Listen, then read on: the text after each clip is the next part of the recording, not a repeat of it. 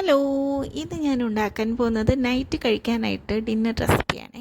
അതിനായിട്ട് 2 ചെറിയ കപ്പ് ഗോതമ്പ് പൊടി എടുത്തിട്ടുണ്ട്. അപ്പോൾ ഗോതമ്പ് പൊടി അരിച്ചാണ് എടുത്തിരിക്കുന്നത്. ഒരു ബൗളിലേക്ക് ഇട്ട് കൊടുക്കുക, ആവശ്യത്തിനുള്ള ഉപ്പ് ചേർത്ത് കൊടുക്കുക, ഒരു സ്പൂൺ യൂസ് ചെയ്ത് മിക്സ് ചെയ്ത് എല്ലായിടത്തും ഒന്ന് ചേർത്തെടുക്കുക.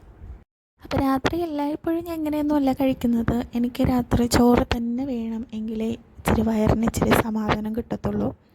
വയറ് നിറഞ്ഞൊരു ഫീല്, നമ്മൾ ഫുള്ളായിട്ട് കഴിച്ചില്ലെങ്കിലും വയറ് ഫില്ലായി എന്നൊരിത് തോന്നുന്നത് ഞാൻ ചോറ് കഴിക്കുമ്പോഴാണ് കേട്ടോ.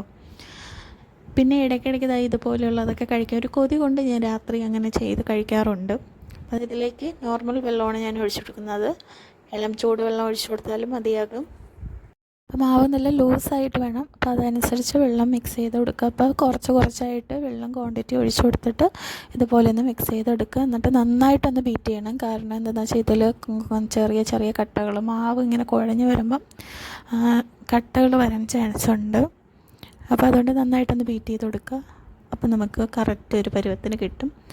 ഇനി ഞാൻ അടുപ്പിൽ ഒരു പാൻ വെച്ച് കൊടുത്തിട്ടുണ്ട്. ഇനി ഇതൊന്ന് ചൂടായി വരുമ്പോഴത്തേക്ക് നമുക്ക് നല്ലെണ്ണ വേണമെങ്കിൽ അതിലൊന്ന് തൂകിയിട്ടൊന്ന് അതിനൊന്ന് തടയിയെടുക്കാം.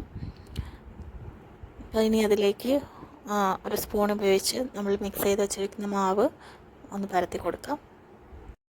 ഒരു പരുവമാകുമ്പം നമുക്കതിലേക്ക് നെയ്യ് ചേർത്ത് കൊടുക്കാം. അപ്പം ഞാൻ നെയ്യ് ഇട്ടാണ് ഇത് ദോശ എടുക്കുന്നൊരു, നമ്മൾ വേറെ ഒന്നും ഇതിൽ ചേർക്കുന്നില്ലല്ലോ.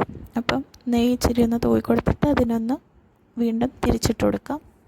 ഇതിൻ്റെ കൂടെ കഴിക്കാനായിട്ട് ഞാൻ നല്ല വെള്ള ചമ്മന്തി ഞാനിവിടെ തയ്യാറാക്കി എടുത്തിട്ടുണ്ട്.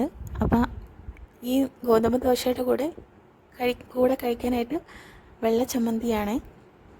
അപ്പോൾ ഇന്നത്തെ ഈ ഒരു സിമ്പിൾ റെസിപ്പി എല്ലാവർക്കും ഇഷ്ടപ്പെട്ടെന്ന് വിചാരിക്കുന്നു. വീണ്ടും മറ്റൊരു വീഡിയോ ആയിട്ട് വരാം. താങ്ക്